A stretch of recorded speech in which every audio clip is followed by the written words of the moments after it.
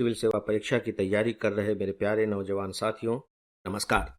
Friends, आज मैं कुछ ऐसे समाचारों के बारे में आप सबसे चर्चा करने जा रहा हूं जो सिविल सर्विस एग्जामिनेशन की तैयारी कर रहे एस्पायरेंट्स को जानना जरूरी होता है। इससे पहले कि मैं अपनी बात पर सीधे सीधे आऊं, आप लोगों से एक विचार शेयर करना चाहूंगा, या यूं कह लीजिए कि तैयारी कैसे की जाती है, इस पर एक छोटा सा निर्देश देना चाहूंगा। देखिए, आपका अप्रूव्ड सिलेबस है, वो स्थायी है और सिलेबस के माध्यम से आप अपनी तैयारी शुरू कर देते हैं।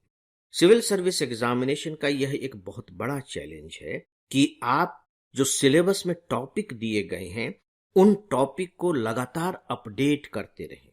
अगर आप अपडेट करते रहेंगे तो आप पाएंगे कि प्री एग्जामिनेशन में भी टॉपिक से जो क्वेश्चन पूछे गए हैं उसका कुछ न कुछ संबंध आपके करंट से है, यानी कि आपने जो अपडेट किया है उससे है। और मुख्य परीक्षा में तो बहुत ही ज्यादा संबंध होता है। यहां मैं एक बात और ऐड ऑन करना चाहूंगा कि मुख्य परीक्षा में जो संबंध होता है, हो सकता है कि वो सीधे सीधे करंट से ना हो। आप जब प्रश्न को पढ़ेंगे, जैसे मान लीजिए पूछा गया कि देश के आर्थिक विकास को कैसे तीव्र किया जा सकता है, मान लीजिए बहुत ही सिंपल सा प्रश्न है, तो आप बिल्कुल रटे रटाए पॉइंट्स उसमें दे सकते हैं और आप यहां गलत नहीं है। लेकिन सवाल यहां गलत और सही का नहीं है, सवाल तो सेलेक्ट होने का है। तो आप सेलेक्ट होंगे कैसे? तो यदि आपने करंट की कुछ बातें इसमें ऐड ऑन कर दी तो मान करके चलिए कि अब आप सेलेक्टेड कैंडिडेट के जोन में एंटर कर चुके हैं। ऐसा कैसे हो सकता है? क्या ऐसा होता भी है? आइए इसी को आधार बना करके आज हम कुछ करंट अफेयर्स पर बातें करते हैं। कुछ दिनों पहले विश्व बैंक की एक रिपोर्ट आई थी, आपने शायद इसके बारे में पढ़ा भी होगा। विश्व बैंक की एक रिपोर्ट, वर्ल्ड डेवलपमेंट रिपोर्ट 2024, फिर दो बिंदी देकर के है, द मिडिल इनकम ट्रैप, यह शीर्षक था। मैं रिपीट कर रहा हूं, विश्व डेवलपमेंट रिपोर्ट 2024, फिर दो बिंदी देकर द मिडिल इनकम ट्रैप, यह रिपोर्ट का नाम था, द मिडिल इनकम ट्रैप। यानी कि आप बहुत नीचे भी इनकम में नहीं है कि एकदम आपको गरीब देश कह दिया जाए, और आप अभी ठीक ठाक ऊपर भी नहीं है कि आप विकसित राष्ट्रों में शामिल होने लायक हो या उसके आसपास भी हो। मतलब आप बीच में फंसे हुए, मिडिल इनकम ट्रैप, यानी कि आप एक ऐसे जाल में फंस गए हैं कि आप बीच में हैं। अब मुश्किल यह हो रही है कि यह जो जाल है आपको नीचे भी नहीं गिरने दे रहा है और आपको ऊपर भी नहीं उठने दे रहा है। चलिए, नीचे नहीं गिरने दे रहा है ये तो एक अच्छी बात है, लेकिन अगर वो ऊपर भी नहीं उठने दे रहा है तो ये तो बहुत चिंता की बात है।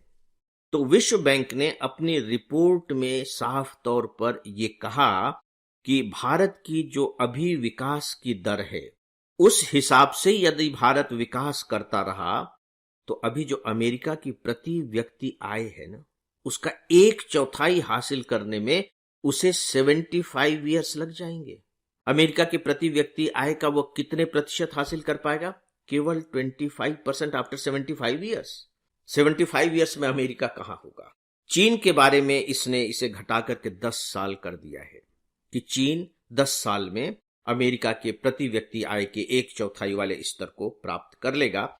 यहां मैं आपको थोड़ा सा बताना चाहूंगा कि अमेरिका की जो अभी प्रति व्यक्ति आय है वह $81,695 या कह लीजिए $81,700 है।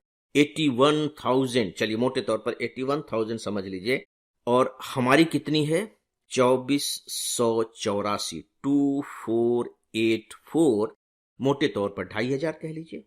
चाइना की देखिए हमसे 5 गुना है, लगभग $12,614, $12,614। हालांकि देखिए, अभी मैंने जो आंकड़े बताए हैं इसे आप स्तर से मत नाप लीजिएगा, क्योंकि उस देश की जो महंगाई होती है उससे हमारे जीवन का रहन सहन निर्धारित होता है। लेकिन फिर भी कहीं ना कहीं वो शो तो करता है कि उस देश की आर्थिक स्थिति क्या होगी। तो अब आप देखिए कि वो सलाह क्या दे रहा है। उसने सलाह दी है, विश्व बैंक ने, कि भारत को और जो दूसरे देश हैं जो इस तरह के ट्रैप में फंसने की आशंकाओं वाले हैं, उन्हें 3I के फार्मूले का इस्तेमाल करना चाहिए। 3I, आई का मतलब आई, ABCDFGH, आई। इसे आप ध्यान से सुने। अब आप देखिए कि अगर आप आर्थिक विकास की बात कर रहे हैं, एक प्रश्न के रूप में जो मैंने आपके सामने रखा था, तो डेफिनेटली आप इसकी चर्चा कर सकते हैं। और जैसे ही आप इसकी चर्चा करेंगे तो आपका जो उत्तर है वो बिल्कुल अपडेट आंसर हो जाएगा। इसे ही मैंने कहा है कि करंट का कमाल। तो दोस्तों, ये जो 3 आई हैं उसमें देखिए पहला आई क्या है? पहला आई है इन्वेस्टमेंट, INVEST, इन्वेस्टमेंट, यानी कि आपको ज्यादा से ज्यादा निवेश पर ध्यान देना होगा। जो सेकेंड आई है वह है इन्फ्यूजन।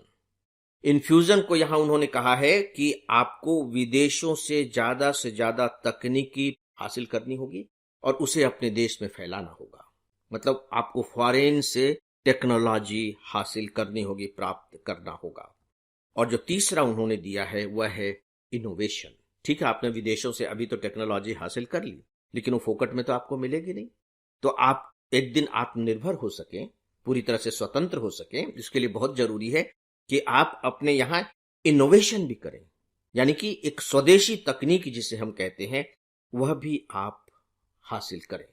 तो यदि आप ये 3I का इस्तेमाल करेंगे चरण दर चरण, तो इससे आप ये जो मध्यम आय का जो जाल है, इस मध्यम आय के जाल को क्रॉस कर सकेंगे।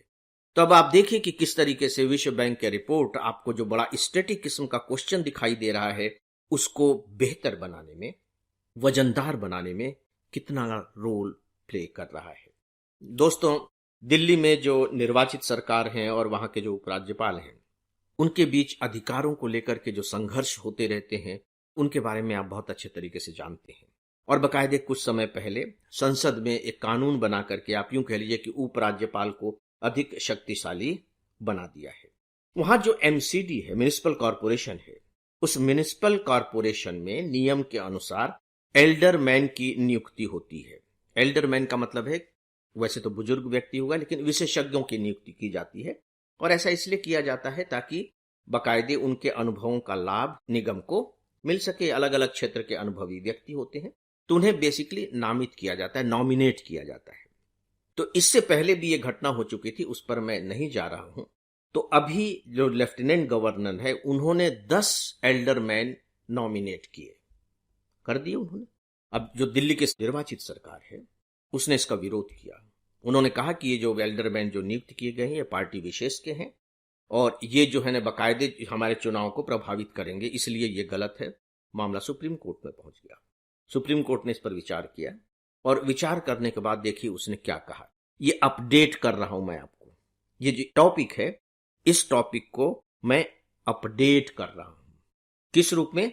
कि सुप्रीम कोर्ट ने कहा कि नहीं, उपराज्यपाल मंत्रिमंडल के सलाह के बिना भी सदस्यों को नामित कर सकते हैं। अब आपके दिमाग में यह बात आएगी कि जब मंत्रिमंडल की सलाह के बिना उपराज्यपाल सदस्यों को नामित कर सकते हैं तो निर्वाचित सरकार का अर्थ क्या हुआ? क्योंकि एक लोकतंत्र में जो सबसे इंपॉर्टेंट जो अथॉरिटी होती है वो निर्वाचित सरकार होती है। जब हम निर्वाचित सरकार कहते हैं तो सीधी सी बात है कि राज्य के संदर्भ में वो विधानसभा है, बाकायदे राज्य का जो मंत्रिमंडल है वो है, इसे ही आप कहेंगे। तो फिर सुप्रीम कोर्ट ने ये निर्णय कैसे दिया? देखिए, आपको जानना जरूरी है, क्योंकि प्री एग्जामिनेशन में अगर कोई प्रश्न इस तरह का पूछा गया तो आपसे सीधे सीधे नहीं पूछ लिया जाएगा कि सुप्रीम कोर्ट ने क्या कहा। यह पूछा जाएगा कि क्यों कहा, क्या कुछ और भी कहा, अपनी बात के समर्थन में कोई और बात कही है। सुप्रीम कोर्ट ने अपने समर्थन में एक बहुत ही महत्वपूर्ण बात कही है। सिविल सर्विस की तैयारी करने वाले स्टूडेंट को इन्हीं पॉइंट्स को पकड़ना चाहिए जो उनके लिए बहुत जरूरी भी होता है। सुप्रीम कोर्ट ने साफ तौर पर कहा कि यह मामला कार्यकारी निर्णयों की प्रकृति का नहीं है। कार्यकारी निर्णयों, कार्यकारी फैसला यानी कि एग्जीक्यूटिव नेचर का नहीं है। This is not an executive decision, ये कार्यकारी निर्णय नहीं है। अब आप देखिए कि जो मंत्रिमंडल होते हैं, मंत्रिमंडल क्या होता है? जैसे हमारे यहाँ कैबिनेट है, केंद्र सरकार की कैबिनेट है, राज्यों की भी अपनी कैबिनेट होती है, अखबारों में आप पढ़ते रहते हैं। तो बेसिकली कैबिनेट क्या है? कैबिनेट तो मूलतः कार्यकारी ही है ना, कार्यकारिणी है, याद रखिए कैबिनेट। क्योंकि कैबिनेट में मंत्री होते हैं, सांसद नहीं होते, मंत्री होते हैं और कैबिनेट रैंक के मंत्री होते हैं। तो कैबिनेट की जो प्रवृत्ति होती है, या कह लीजिए कि कैबिनेट का जो चरित्र है वो एग्जीक्यूटिव का है, और जिसे हम कहते हैं लेजिस्लेटिव, तो वह संसद का चरित्र होता है। वह विधानसभाओं का चरित्र होता है। अब ये बात अलग है कि कैबिनेट में जो मेंबर हैं वे बाकायदे संसद और विधानसभाओं के भी सदस्य होते हैं, लेकिन जब वो कैबिनेट की बैठक में भाग ले रहे होते हैं तो as a member of parliament या मेंबर ऑफ लेजिस्लेटिव असेंबली भाग नहीं लेते, वो मंत्री के रूप में भाग लेते हैं। और जब कोई भी सांसद या विधायक मंत्री के रूप में कैबिनेट में भाग लेता है तो वो एग्जीक्यूटिव का हिस्सा होता है, लेजिस्लेचर का हिस्सा नहीं होता। तो यहां सुप्रीम कोर्ट ने बाकायदे क्लियर कर दिया कि हम ऐसा क्यों कह रहे हैं। तो दोस्तों, मैंने थोड़े से विस्तार के साथ जानबूझकर इस पर बात की है ताकि आपको तैयारी करने के तरीके की एक झलक भी मिल सके। तो फ्रेंड्स, इस विषय पर बस इतना ही, और इसी के साथ ही आज के इस डेली ऑडियो लेक्चर को समाप्त करता हूं। नमस्कार।